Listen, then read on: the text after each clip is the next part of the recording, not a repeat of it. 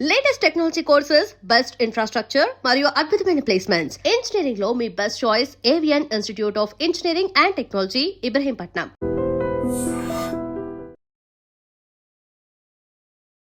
నమస్కారం, welcome to I dream. ధర్మ మార్గం విత్ విజిత కార్యక్రమానికి స్వాగతం.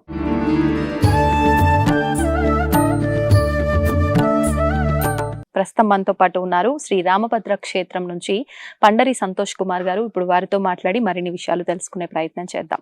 నమస్కారం అండి. జై శ్రీరామమ్మ. జై శ్రీరామ్ అండి. ముఖ్యంగా ప్రతి ఒక్క మానవునికి కూడా లైఫ్లో మేము సక్సెస్ అవ్వాలి, వాళ్ళకంటూ ఒక గోల్ ఉంటుంది, ఖచ్చితంగా మేము ఆ గోల్ని రీచ్ అవ్వాలి, సక్సెస్ అవ్వాలి అని చెప్పి ఉంటుంది. అంటే డబ్బు ఎంత ముఖ్యమో అది ధర్మంగా సంపాదించుకుంటూ ఒక మంచి పేరు రావాలనే తపన ప్రతి ఒక్కరిలో ఉంటుంది. కానీ ఇది అందరికీ సాధ్యమయ్యేది కాదు, కొంతమందికి మాత్రమే సాధ్యపడుతుంది ఇదంతా కూడా.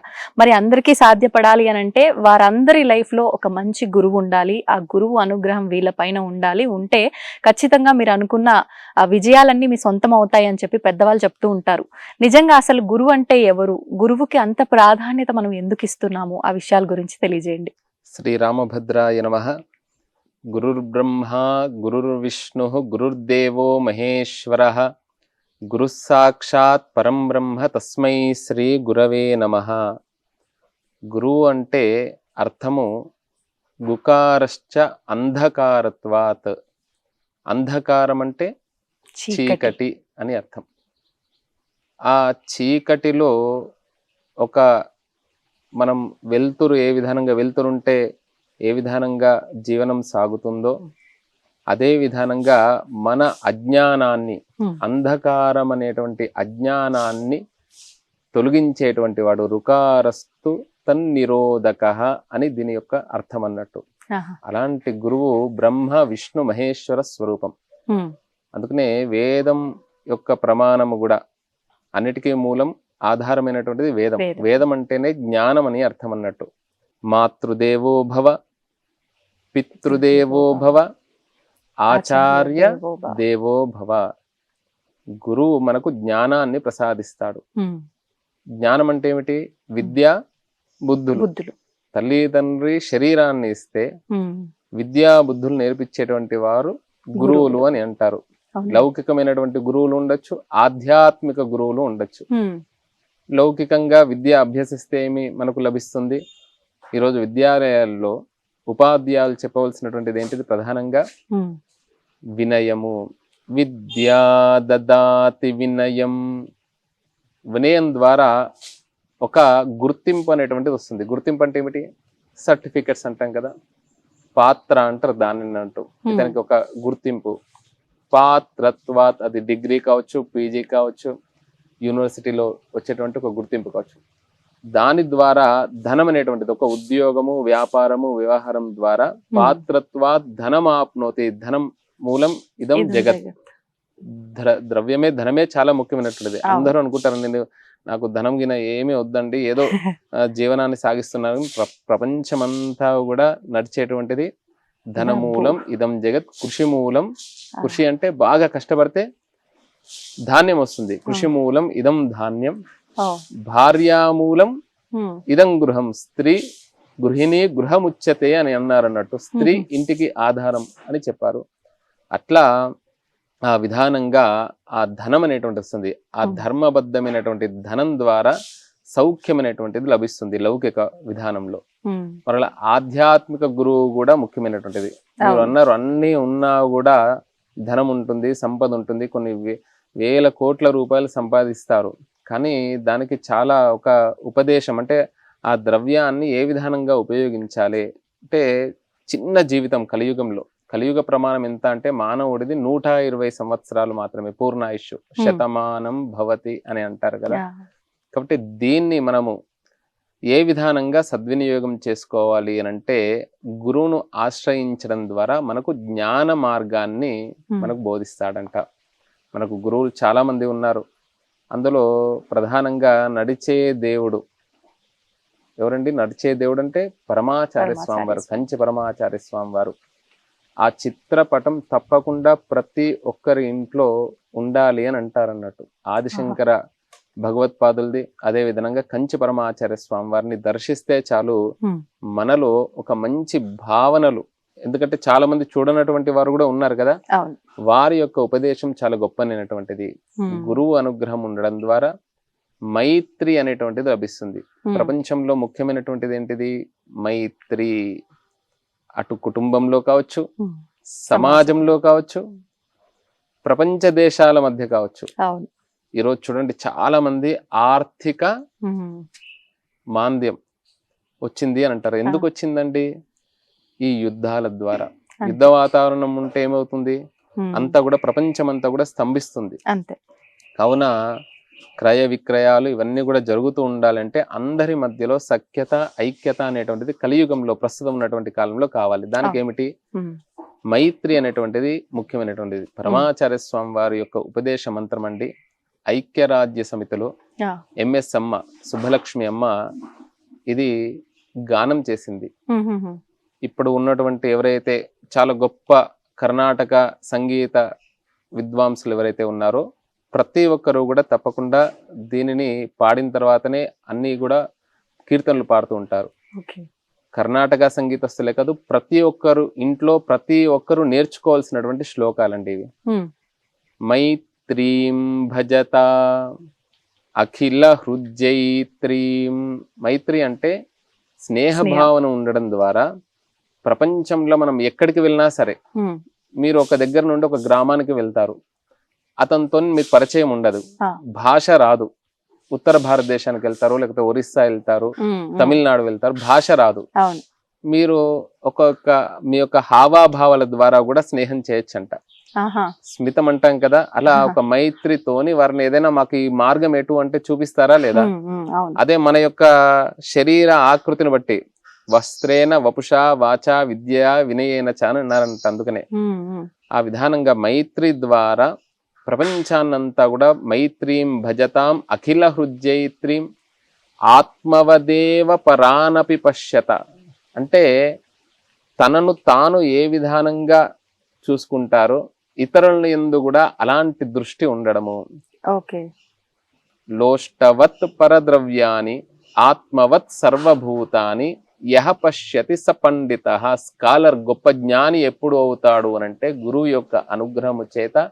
మనకు తెలియకుండా ఏదైనా ద్రవ్యం మనకు వస్తే, చేతికి వస్తే, అది లోష్టవత్ అంటే మట్టి చేతికి అంటుకుంటే ఏ విధానంగా మనం కడుక్కుంటామో మనది కాంది మనం తీసుకుంటే సంతృప్తి ఉండదు, ప్రశాంతత కూడా ఉండదు. అలా గురువును ఆశ్రయించడం ద్వారా మన స్వధర్మం, స్వార్జితం ఉత్తమం అనేటువంటి ఒక జీవనాన్ని అనుగ్రహిస్తాడు. ఆ విధానంగా ఆత్మవదేవ పరానపి పశ్యత యుద్ధం త్యజత. అంటే ఏదైనా చిన్న సమస్య వస్తుంది అనుకోండి, ఒక మాట మనం అంటే ఇంకొక మాట అక్కడ పెరుగుతూ పోతూ ఉంటుంది. కానీ ఎప్పుడైతే అలాంటి యుద్ధ వాతావరణం వస్తుందో, ఇంట్లో కానివ్వండి, బయట కానివ్వండి, ప్రపంచంలో ఎక్కడ కానివ్వండి, ఇప్పుడు మనం వాహనంలో బయటకు వెళ్తుంటాం, ఎవరో అట్లా వెళ్ళేవాడు ఏదో చూసి మనల్ని ఏదో అంటాడు, అది పట్టించుకుంటే మనం ఒకటి అంటాం అనుకోండి, ఇంకా అది పెరుగుతూ ఉంటుంది, అన్ని కూడా ట్రాఫిక్ జామ్ అవుతుంది, అందరికీ నష్టం కలిగించిన వాళ్ళు ఉంటాం. కాబట్టి ఇలాంటి యుద్ధ వాతావరణాన్ని వదిలిపెట్టండి. మన ఇంట్లో కాదు, సమాజంలో కాదు, ప్రపంచ దేశాల మధ్య కూడా యుద్ధ వాతావరణం ఉండకూడదు అని చెప్పారు. స్పర్ధాం త్యజత. మనస్సులో అంటే కేవలం బాహ్యంగా కాదు, మనస్సులో కూడా అలాంటి గుణం ఉండకూడదు, స్పర్ధలు ఉండకూడదు ఎవరి మీద ఎందు. స్పర్ధాం త్యజత త్యజత పరేష్వక్రమమాక్రమణం. అంటే ఇది ఆక్రమించాలి, అది దాని మీద అంటే ఆశయంగా జీవించాలి, ఆశతో జీవించాలి, ఆశయంగా. అత్యాశ, దురాశ అంటారు చూడండి. ఎప్పుడు కూడా మనం ఇంకొకరిని కంపేర్ చేసుకుంటే అత్యాశ వస్తుంది. ఇప్పుడు కరెంటు పోతుందండి, కరెంటు పోతే మనం ఏం చేస్తాం? వెంటనే దీపం ముట్టిస్తాం. పక్కింట్లో ఉందా లేదా అని అడుగుతామా లేదా? అడుగుతాం. పక్కింట్లో లేదు అంటారు అనుకోండి, అమ్మయ్య వాళ్ళకు కూడా లేదంట. అమ్మయ్య కాదు, పక్క వీధిలో ఉందా అడుగుతాం. ఇంకా అంత కూడా అంటే అత్యాశ, దురాశ అంటే ఏమి అవుతుంది అని అంటే నాకు లేకున్నా సరే వాడికి ఉండకూడదు, అంతే. ఇలాంటి అత్యాశ. నేను బాగుపడపోయినా పర్లేదు, వాడు మాత్రం బాగుపడకూడదు. ఇలాంటి అత్యాశ, దురాశలు అనేటువంటివి వదిలిపెట్టుమని చెప్పారన్నట్టు. స్పర్ధాం త్యజత. మన జీవనం మనది, మన జీవన విధానం మనది. భగవంతుడు మనకు ఎప్పుడూ ఒకే విధానంగా ఉండదు. ఈ రోజు కంటే రేపు బాగుంటుంది, రేపటి కంటే మరునాడు బాగుంటుంది. కాలమే సమాధానం చెబుతుంది. దీన్నే క్షమ, ఓర్పు అని అన్నట్టు. ఓర్పుగా మనం ప్రశాంతంగా మన పని మనం చేసుకుంటూ వెళ్తాం అనుకోండి, ఖచ్చితంగా కాలం అనేటువంటిది కలిసి వస్తుందండి. ఈ రోజు ప్రస్తుతం ఉన్నటువంటి రోజుల్లో అంటే చాలా మంది జ్యోతిష్యపరంగా కానివ్వండి, వాస్తుపరంగా కానివ్వండి, మాకు వాస్తు బాగలేదా, మా జాతకం బాగలేదా అని అంటారు. జ్యోతిష్యం ఉంది, జ్యోతిష్యాన్ని నమ్మాలి. షట్ శాస్త్రాల్లో జ్యోతిష్యం ప్రమాణమైనటువంటిది. కానీ జ్యోతిష్కులు ఎక్కువైపోయారు. అంటే ఎవరిని నమ్మాలో తెలుస్తలేదు. కాబట్టి భారతీయ జీవన విధానం ఏమిటి అంటే మంచి గురువును ఆశ్రయించు, గురుపదేశ మంత్రాన్ని ఏవైతే ఉంటాయో వాటిని పఠించు. అది కూడా వంశపారపర్యంగా. పూర్వం ఇన్ని చిత్రపటాలు, ఇన్ని దేవతామూర్తులు ఇదంతా కూడా లేదు. హాయిగా ప్రశాంతంగా దేవుని దగ్గర దీపారాధన చేయడము, భగవంతుని నమస్కారం చేసుకోవడము, సూర్యుడికి అర్ఘ్యప్రదానం ఇవ్వడము, ఇలాంటి అశ్వత్థ వృక్షానికి ప్రదక్షిణలు చేసుకోవడము. రాముడు లేనటువంటి గ్రామం లేదు. ప్రతి గ్రామంలో రావి చెట్టు ఆంజనేయ స్వామి ఉంటుంటారు. అట్లా ఆ ఆంజనేయ స్వామి దగ్గరికి వెళ్ళి దండం పెట్టుకోవడము ఇలాంటివి ఉంటుండే. అలా కలియుగం వచ్చిన కొద్ది 20 సంవత్సరాల క్రితం చూడండి, ఇప్పుడు చూడండి, ఇవన్నీ కూడా మన యొక్క కలి యొక్క ప్రభావం ద్వారా ఎవరిని ఆశ్రయించాలో మనకు తెలుస్తలేదు. అందుకనే మంచి పరమాచార్య స్వామి వారు చెప్పిన విధానంగా అక్రమమాక్రమణం అని చెప్పేసి ఇలాంటి మనలో ఉండేటువంటి అంతఃశత్రువులను తొలగించుకొని ఒక మంచి ప్రశాంతమైనటువంటి జీవన విధానం ద్వారా వెళ్తే ఆ గురువు యొక్క అనుగ్రహం ఉంటుంది అని చెప్పారండి. అంటే ఇప్పుడు గురువు యొక్క చిత్రపటం పెట్టుకోమన్నారు. ఇంట్లో మనం దేవతా ఆరాధన ఏ రకంగా అయితే చేస్తామో అలాగే గురువుల యొక్క ఆరాధన చేయాలంటారా? ఇప్పుడు ఈ గురువుల చిత్రపటం కూడా పూజా మందిరంలో పెట్టాలా, విడిగా పెట్టాలా? మనం పూజా మందిరంలో ఉంచవచ్చు.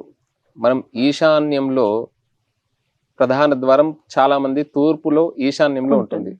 ఇంట్లో నుండి బయటకు వెళ్తున్నప్పుడు గురువుని నమస్కారం అంటే ఈశాన్యంలో మనం ఇంటి లోపల ద్వారం మీద ఉంచి పరమాచార్య స్వామి వారిది కానివ్వండి, ఆదిశంకర్ భగవత్పాదుల వారిది కానివ్వండి, మనకు ఎవరైతే గురువులు ఉన్నారో, గురువు అంటే ప్రధానంగా మనకు కనబడేటువంటి దైవాలు, ప్రత్యక్ష దైవాలు, వారి యొక్క ఉపదేశాలు, ఆ ఎవరి ముఖం చూస్తే మనకు జయము జరుగుతుందో, ఎవరిని ఆశ్రయిస్తే మనకు జ్ఞానము కలుగుతుందో అలాంటి దేవతా పటాలు ఉండవచ్చు. తప్పకుండా పూజాది కార్యక్రమాలు అంటే ఫోటోలకు ఇంతింత బొట్లు పెట్టి ఈ రోజు ఏం చేస్తున్నారంటే ఫోటో తొండమా తోకనా తెలుస్తలేదు. పూర్వం ఏదో సినిమాలో చెప్పినట్టు మొత్తం హారతలు ఇస్తూ ఉంటారు, మొత్తం బొట్లు పెడుతూ ఉంటారు. ఇప్పుడు బొట్లు కూడా కుంకుమ పసుపు కూడా అంత కల్తీ వచ్చింది. అసలు ఎక్కడ చెప్పలేదండి ఆ ఫోటోలకు బొట్టు పెట్టమని, ఎక్కడ చెప్పలే. మంచి పసుపుతో చేసినటువంటి కుంకుమ మనము, ఎందుకంటే ఆజ్ఞా చక్రం ఉంటుంది కదా, కాబట్టి విభూతి గాని గంధము గాని, ఇక్కడ చలువ అన్నట్టు గంధము చలువ, విభూతి కూడా ఆవు పేడతోని, తర్వాత ఈ బిల్వము సమిదలతోని, మోదుగు సమిదలతోని చేసినటువంటి యజ్ఞయాగాది క్రతువుల విభూతి పెట్టుకోవడము, సుబ్రహ్మణ్యేశ్వర స్వామి విభూతి పెట్టుకోవడం, ఇలా మనకు తిలక ధారణ చెప్పారు. ఇంకా దేవుని పటాలకు ఆల్రెడీ ఫోటోకి బొట్టు ఉండే వస్తుంది కాబట్టి వాటికి బొట్లు పెడితే ఆయనతో ముఖం కనబడకుండా 4 రోజుల తర్వాత ఆ చిత్రపటాన్ని తీసుకొని మళ్ళీ ఏదో గుళ్ళోకి వెళ్ళి పెట్టడము, ఇలాంటివన్నీ కూడా కన్ఫ్యూజ్ వస్తున్నారు. అట్లా అన్ని బొట్లు పెట్టమని కానివ్వండి అలా ఏం చెప్పలే. ఆ చిత్రపటాన్ని నిగ్రహం గురించి, ఈ చిత్రము కూడా మనలో నిగ్రహం గురించి, విగ్రహారాధన నిగ్రహం గురించి చెప్పి వెళ్తూ వయస్సు దాటినా కొద్దీ ఒకానొక సమయంలో విగ్రహం లేకున్నా కూడా నువ్వు కూర్చున్న దగ్గర ఏ రూపాన్ని ధ్యానిస్తావో ఆ రూపం మన మనస్సులో ఉండే విధానంగా చూసుకోమన్నారు. సంతోషం అండి, జై శ్రీ, ధన్యవాదాలు. తవ్వుతున్న శివలింగం సరే దాన్ని అట్లా కప్పేసేయండి, చూపించదండి. Krishna is there. మూర్తి పూజ కాదు, సాక్షాత్ బ్రజేంద్ర నందన భగవాన్ ఉన్నారు మూర్తిలో. ఏమీ ఆశించకుండా ఆరాధించే వాళ్ళు కూడా ఉన్నారా ప్రభుజీ? నిజమైన భక్తి అంటే మనకు తెలియదు కాబట్టి